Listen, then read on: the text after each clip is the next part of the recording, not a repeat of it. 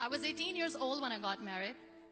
I belonged to a very conservative family, a Baloch family, where good daughters never say no to their parents.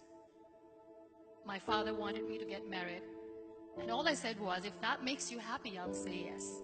And of course, it was never a happy marriage. Just about after 2 years of getting married, about 9 years ago, I met a car accident. Somehow my husband fell asleep and the car fell in the ditch.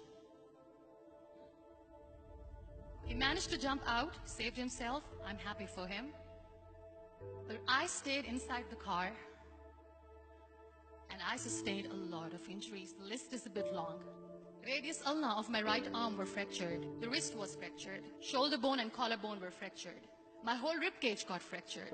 But that injury that changed me and my life completely was the spine injury.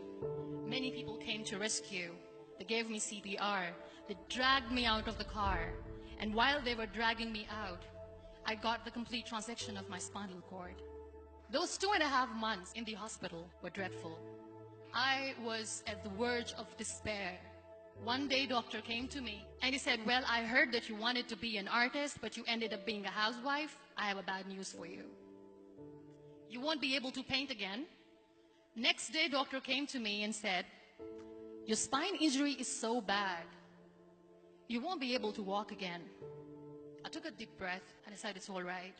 Next day, doctor came to me and said, because of your spine injury and the fixation that you have in your back, you won't be able to give birth to a child again. That day, I was devastated. I started to question my existence. Why am I even alive? So what kept me going was, one day I asked my brothers, I know I have a deformed hand, but I'm tired of looking at these white walls in the hospital and wearing these white scrubs. Bring me some colors, bring me some small canvas. I want to paint. So the very first painting I made was